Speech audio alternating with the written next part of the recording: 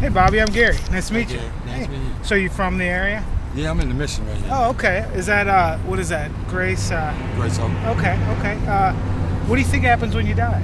I mean, that's the ultimate If question. you're saved, you go be with Jesus. Okay, so are you saved? Yes, I am. Okay, so what happened? When did that happen? Oh, it's been years ago. Yeah? What happened? Just, Yeah. Backslid. backslid? Did you grow up in a Christian church? Sure. Like Yeah. your parents, were they Christian? Yeah, my grandparents. Okay. All right. So what do you think happens when someone dies? Well, what I think happened, if you've been saved, and you've been walking with the Lord, that's who you be with. Okay. God said, you would be with me. Yeah. Okay. So do you believe that there's a hell for people who aren't saved? Or? Absolutely. Okay. That's what the Bible said. Yeah, that is. I believe the word. I hear you. Okay, so what would I have to do? Let's just say, Bobby, I have 3 minutes to live. There's a knife in my back. What would you tell me I need to do to go to heaven? Oh, it's going to forgive your sin. Okay. Are you saved? Okay, let's say I'm not. Let's say I'm an atheist. I don't believe there's a God. 3 minutes left. My blood's coming out. I got 2 minutes going. What do I got to do? John 3:16. Which is,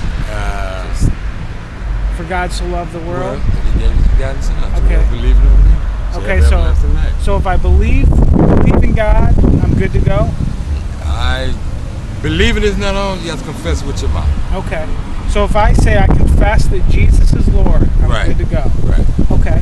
Let me ask you something real quick. Do you consider yourself, Bobby, to be a good person overall? I'll say sometimes. Sometimes? Okay. All right, let me just do something that Jesus did. He often circumnavigated the place of argument, and he went straight to the place of conscience, where we know right or wrong, that court system that's in our heart, we can't escape. So I'm going to just go there for a minute with you and just see if you are a good person.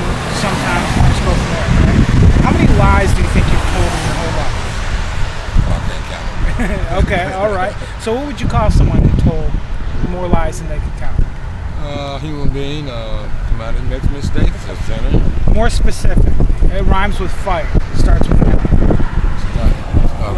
It rhymes like fire. Starts with an L. Liar. A liar, right? Right. Okay. So have you ever?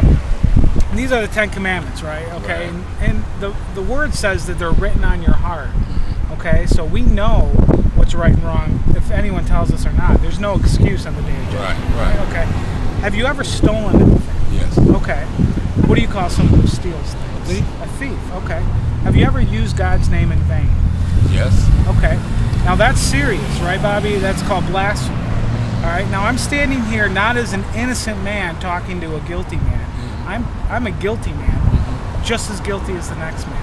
Okay. So I'm not going to trivialize sin and say, it's no big deal. We've all sinned. I'm going to make it personal because that's what Jesus did to the woman at the well. He said he'd been married to 5 men already. He also did that to the rich young ruler.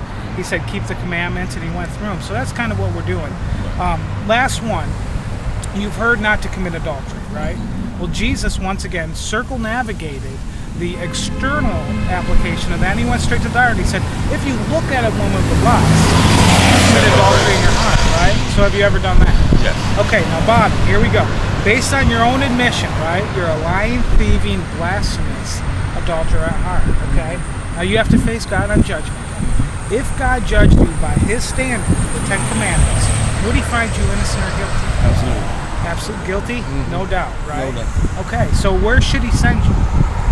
Well, based on that, God said that if I confess my sin, truly confess from my heart, that God forgive my sins and think of no more from east is to west. Yeah.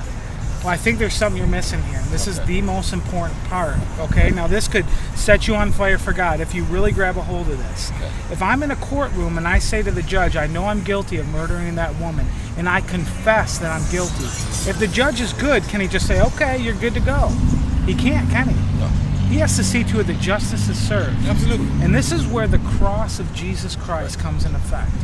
Jesus Christ stepped into your courtroom and he paid your fine. So a lot of times in life we go through life and we think, we're not that bad of a person.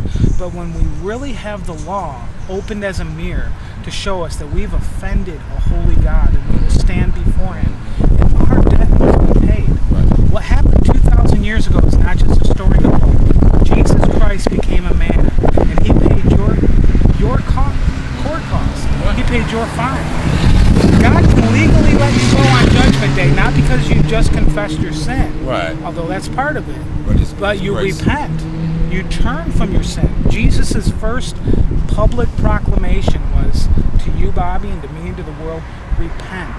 Turn from your sin, not just confess them, and then trust in Jesus Christ. The same way you trust in a parachute. You know how you were saying, I believe when I die I'll be okay because I've confessed my sin. So you were trusting in your confession, although that's part of it. But make sure that you're trusting in Jesus Christ. Absolutely. Not your good works, not going to church, not giving your money. Trust in him alone today. And the moment you do that, there will be something radically different from that point on.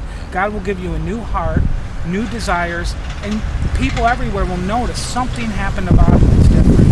All right? Hey, I appreciate you talking. I'll be praying for you.